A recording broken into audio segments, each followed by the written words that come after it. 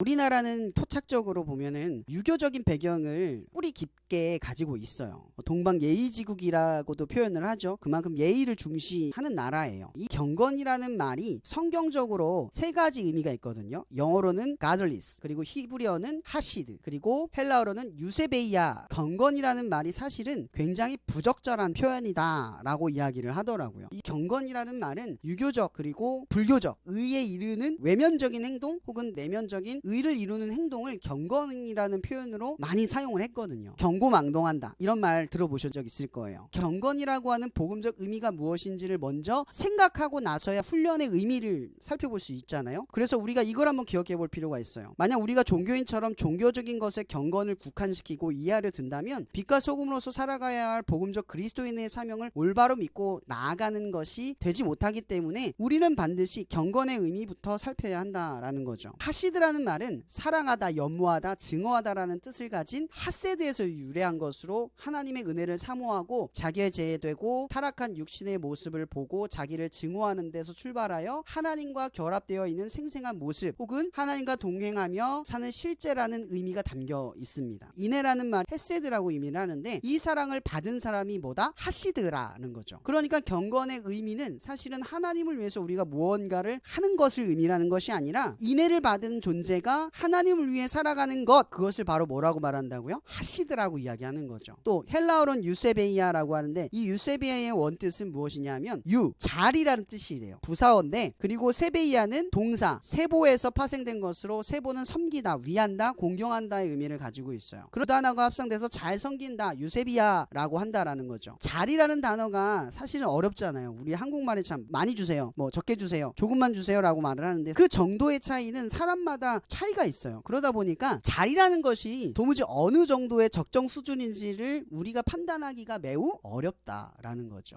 경건이라는 것은 바로 헤세드, 하나님께 받은 사랑으로 우리가 반응하는 것이라면 우리는 성경을 통해서 하나님을 이해하고 그 이해한 하나님을 바탕으로 반응하면 된다라는 거죠. 경건의 가장 중요한 틀은 하나님을 공경하는 것, 그 공경이 외면적으로 종교적인 것들로 행위를 하는 것이 끝나는 게 아니라 마음속 깊이 하나님을 공경하고 하나님을 경외하는 것, 그런 경외하고 공경하는 마음으로 행동하는 것, 이것을 뭐다? 경건이다. 그래서 특별히 기독교는 뭐가 있냐면 신과 인간에 대한 친밀한 관계가 숨겨져 있어요. 마태복음 7장 11절 말씀을 기억하고 있을 거예요. 여러분, 예수님이 그 당시 바리새인과 사두개인을 지적하는 것은 왜 그럴까요? 단지 부모에게 종교적인 우선순위를 두고 부모를 대해서 뿐만이 아니라 이것은 부모에 대한 태도가 하나님에 대한 태도로 연결된 것을 의미를 하는 거예요. 즉 뭐냐면 하나님을 경외하지도 공경하지도 않고 고르반, 드림, 종교적으로 내 행위를 만족시키면 충분하다고 생각했던 게 그 당시 경건함이라고 인식했던 유대인들과 바리새인들과 사두개인들의 생각이었다라는 거죠. 예수님은 그러한 부분을 지적하고 계시는 거예요. 그렇다면 경건이라는 건요, 외면적으로 종교인의 모습만 하는 것이 아니라 하나님과의 직접적인 관계를 통해서 외모가 아닌 마음의 중심을 바라보시는, 즉 우리의 내면에 관심을 두고 있는, 우리의 외모로서 평가하지 않으시는 하나님의 사랑에 반응하는 것이라는 거죠. 하나님은 부모처럼, 때로는 친구처럼, 때로는 선생님처럼 우리를 사랑으로서 대하시기도 합니다. 그러나 때로는 재판관처럼, 경찰관처럼 우리를 공의로서 대하시기도 한다라는 거죠. 그렇게 경건이라고 하는 것은 하나님을 얼마나 이해하느냐에 따라서 우리의 행동이 조금씩 성장할 수 있다라는 거예요. 우리는 이러한 하나님과 내면적인 깊은 관계를 가지고 실제로 예수님을 통해서 하나님의 인애가 성령님을 통해 우리 안에 내주하게 됩니다. 그렇게 경건은 우리 안에 내주하시는 성령님에 대한 그리스도인들의 반응이고, 이것은 곧 성령의 열매로 나타나게 됩니다. 여러분, 그렇다고 해서 성령의 열매, 외면으로 드러나는 경건의 증거가 구원의 증거는 아니에요. 오히려 이것은 훈련으로서 받아들여야 한다라는 거죠. 우리에게 성령의 열매가 나타나지 않는 것은 내가 지금 경건하지 못한다라는 척도로 삼으라는 거예요. 그러나 그것이 내가 성령의 열매가 없어, 나는 구원받지 못해, 나는 구원받지 못하는 삶을 살고 있어 라고 말하면 안 돼요. 왜냐하면 의를 이루는 것, 경건의 비밀이 뭐예요? 의를 이루신 예수 그리스도예요. 우리가 경건할 수 있는 건 의롭게 되었기 때문에 시작할 수 있는 거죠. 의롭게 시작하게 하신 분이 누구예요? 예수 그리스도. 다시 우리를 시작하게 하실 분도 예수 그리스도. 그러니까 경건은 우리가 이루는 게 아니에요. 경건으로서 구원을 이루는 게 아니죠. 만약 우리가 경건으로서 구원을 이룬다고 말한다면 우린 이단이 되는 거예요. 어떤 행위로서 하나님께 구원을 받으면 우리는 하나님께 온당치 못해요. 예수 그리스도의 의로서 경건함으로 나아간다가 되는 있다라는 거죠. 그러니까 경건의 성령의 열매는 바로 이정표와 같다라는 거예요. 여러분들이 하나님의 뜻대로 살아가는지 살아가지 못하는지를 스스로 점검하는 척도라는 것을 기억하시길 바랍니다. 본격적으로 경건의 훈련이 무엇인지에 대해서 한번 살펴볼게요. 디모데전서 4장 7에서 8절에 이런 말씀이 있어요. 경건의 훈련을 연단하라라고 이야기했어. 그러니까 훈련될 수 있다라는 거죠. 우리가 예수 그리스도를 믿는 순간 경건해진다 에서 끝나는 게 아니라 그 경건을 지키고 또 경건함으로 나아가기 위해서 뭐가 필요하다는 거죠? 부단하게 연습이 필요하다는 거죠. 훈련이 필요하다는 거예요. 연단이라는 건 보통 우리가 철을 더 단단하게 경도를 올리기 위해서 하는 거잖아요. 그러니까 연단하다는 건 뭐예요? 고난과 역경과 어려움 속에서도 경건함을 지키는 훈련을 하라는 거죠. 그것이 우리의 일상이 되는 거예요. 여러분, 이단의 정의를 알고 계세요? 한자어로 같을 이 끝단을 의미를 해요. 시작은 같지만 끝이 다르다는 거예요. 그러니까 경건의 훈련을 우리가 시작할 때 먼저 생각해야 될 것, 의로서 만족된 건 예수 그리스도예요. 우리가 훈련하는 건 단지 그에 반응하는 거라는 거죠. 우리가 은혜를 받으면 은혜대로 살아가는 것은 너무나 당연한 이치예요. 예수 그리스도가 나를 위해 죽으셨는데 그 죽으심에 반응하지 않는다면 우리는 은혜를 알지 못한다라고 생각하면 돼요. 그렇기 때문에 우리가 경건의 훈련을 시작하는 가장 큰 동기는 거룩함을 이루기 위해서가 아니라 거룩함을 주신 예수 그리스도의 희생과 헌신, 그 사랑에 마땅히 나아간다라는 것을 기억하시길 바랍니다. 알파와 오메가, 시작과 마침, 처음과 끝, 이렇게 복음은 오직 하나의 복선으로만 이야기합니다. 바로 예수 그리스도. 경건의 훈련을 하다가 아주 교묘하게 비껴나가는 사람들을 많이 보게 돼요. 경건으로서 의를 이루고 율법으로 살아가고 교주가 등장하기도 합니다. 전혀 다른 구원을 제시해요. 여러분, 교회 아니라고 해서 그것이 일어나지 않을 리 없어요. 오히려 더 심각하게 일어나는 경우를 저는 더 많이 바라봤어요. 예수가 우리를 구원하는데 우리의 경건한 삶이 마치 우리를 구원한 것처럼 살아가는 사람들의 모습을 너무나 많이 본다라는 거죠. 사도행전 4장 12절에 바울은 이렇게 말합니다. 유대인들도요, 하나님의 구원을 바라다가 율법으로 구원을 이루고자 행동을 한 것처럼 그리스도인들도요, 경건함으로 구원을 이뤄가는 오류를 반복하고 있습니다. 이는 우리가 유교적 사상에 깊이 배인 한국 사회에서 더욱 심각하게 일어나는 우리들의 현상이라는 것을 기억하시길 바라요. 우리도 모르게 그렇게 살아갈 수 있다는 걸 항상 경계하시길 바랍니다. 그렇기에 경건의 훈련을 위해서는 반드시 우리가 의지해야 할 대상이 누구인가를 온전히 깨달아야 돼요. 경건의 목적이 구원을 이루는 수단이 아니라 오히려 예수가 화목제물이 되어 우리와 하나님 사이에 막힌 담을 허무시고 다시 하나 되게 하신 성령의 친밀한 역사를 경험하는 곧 경건의 훈련에 동참하는 일이라는 것을 기억하시길 바랍니다. 그렇게 우선 첫 번째, 우리는 모두가 하나님의 종이다. 그렇게 하나님께 순종하듯 주어진 자리에서 하나님을 위해 살아가도록 해야 한다. 니체는 이런 말을 해요. 운명에 체념하지 마라. 운명을 그저 받아들이지 마라. 운명을 사랑하라. 운명을 욕망하라. 우리 본문 1절 2절의 내용을 가만히 살펴보면 같은 신앙 안에 있는 종이 주인에게 그리스도인의 마땅한 삶을 요구하는 것은 온당치 못한 생각입니다. 경건은 다른 사람에 대한 요구가 아니라 나에 대한 하나님의 요구를 들어드리는 일이기 때문이죠. 우리는 다른 사람들의 태도로서 행동하는 것이 아닙니다. 그렇게 우리가 주인이든 종이든 하나님의 뜻대로 살아가는 일에는 어떠한 차이가 발생할 수 없다라는 거죠. 우리가 사람들에게 충성하는 것은 사람에게 대한 충성이 아니라 하나님에게 하는 충성이기 때문입니다. 그렇게 우리에게 요구하시는 이들을 향한 복종하듯 순종하는 것은 하나님에 대한 섬김을 실천하는 일이 된다라는 거예요. 바로 하나님을 의식하고 사람들을 대하는 훈련부터 시작하라는 거죠. 마땅히 여러분들의 신분과 차이와 처지에 따라 행동하라는 거예요.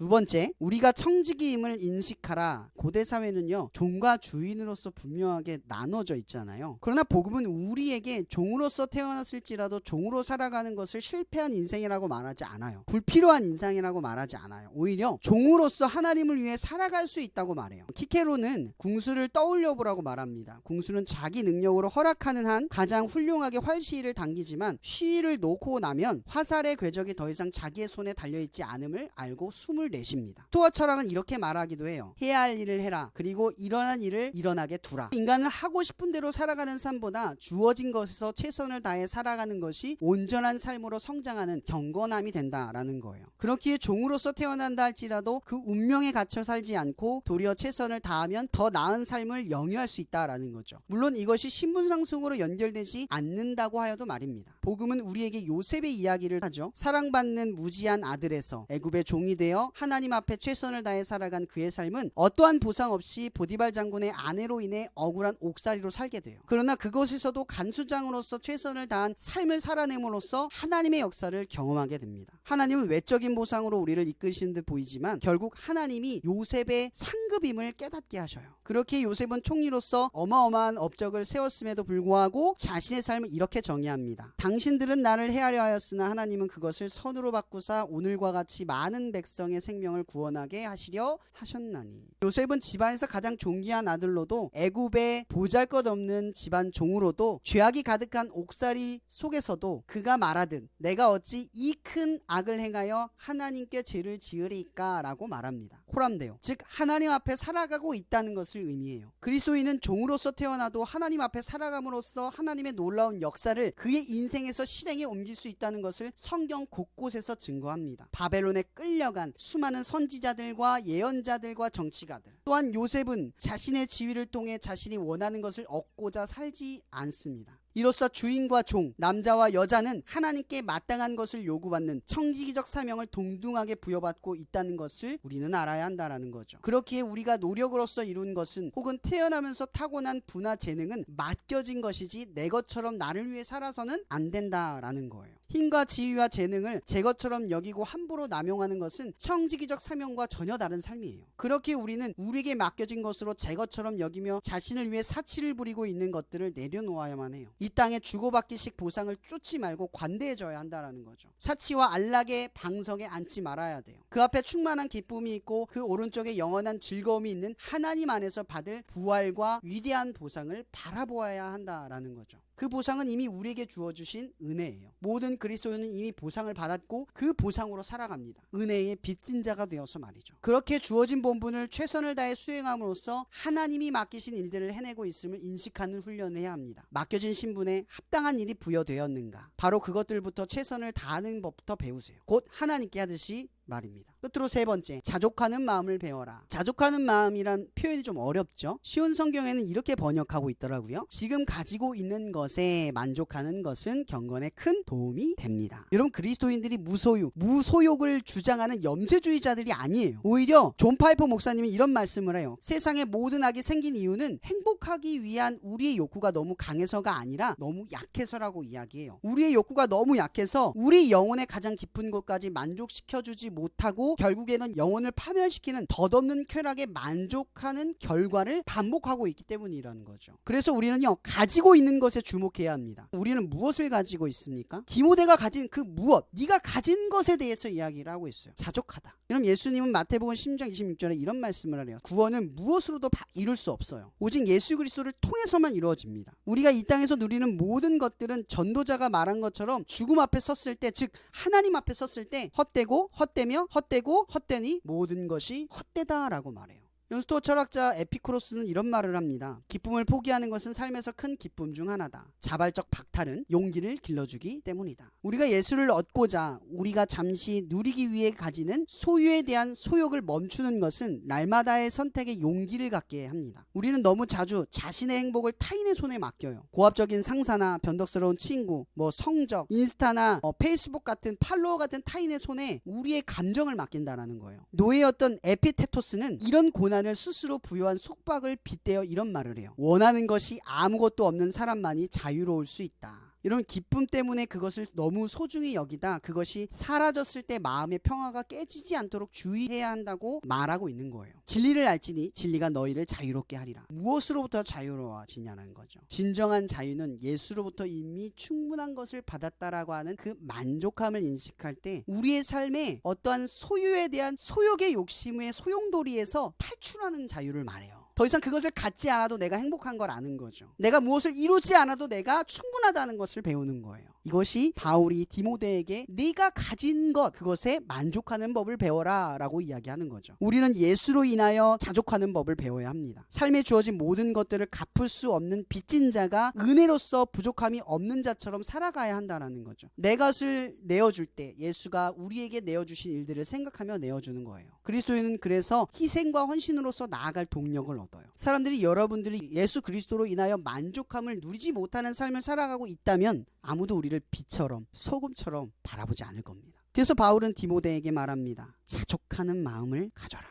끝으로 우리의 보물을 하늘에 쌓아두며 살아가야 합니다. 마태복음 6장 20절에서 22절에 예수님은 우리를 왜 보상으로 부추기고 심지어 그 보상을 우리의 행동의 기초로 삼으셨을까? 보상 때문에 주님을 믿는 게 아니잖아요. 그런 것 때문이 아니라고 복음은 끊임없이 얘기하고 있는데 예수님은 우리에게 그러한 보상에 대한 이야기를 하고 있어요. 그의 목표는 세상의 재물을 바르고 충성스럽게 사용하는 법을 제자들에게 가르치는 데 있어요. 예수님은 그렇게 재물을 사용하면 영원한 처수를 받으리라고 말씀하시지 않아요. 우리의 소유를 사용하여 영원한 거처를 견고히 하기를 삶의 목표로 삼으라고 하는 거죠. 이미 받은 보상을 지켜내라는 거죠. 경건함으로 단단하게 만들어내라는 거예요. 오늘 말씀 보면 16절에 보면 이렇게 했죠. 믿음의 선한 싸움을 마치라. 우리에게 주어진 것, 우리에게 주어진 보상을 더 견고히 하여서 하나님의 나라에 이르렀을 때까지 지켜내라는 거예요. 이 땅의 보상은 신경 쓰지 말고 하늘의 보상, 하나님의 아들이 되는 무한한 기쁨을 바라보는 것입니다. 경건은 고난을 감내하는 일이라는 것을 명심해야 합니다. 끊임없이 반복해야 하고요. 끊임없이 나아가야 한다라는 거예요. 가만히 멈춰서서 경건함을 이룰 수는 없다라는 거죠. 로마의 정치가이자 스토아 철학자였던 세네카는 이런 말을 합니다. 바람에 수없이 시달리지 않는 나무는 땅에 튼튼하게 뿌리 박지 못한다. 바람에 흔들려야 땅을 더욱 강하게 움켜쥐고 안정적으로 뿌리 내릴 수 있기 때문이다. 고난은 덕을 함양할 수 있는 기회다. 바울은 디모데에게 말합니다. 망령되고 허탄한 신화를 버리고 경건에 이르도록 내 자신을 연단하라. 그리고 로마서에서는 이런 말씀을 하죠. 다만 이뿐 아니라 우리가 환난 중에도 즐거워하나니 이는 환난은 인내를, 인내는 연단을, 연단은 소망을 이루는 줄 알미로다.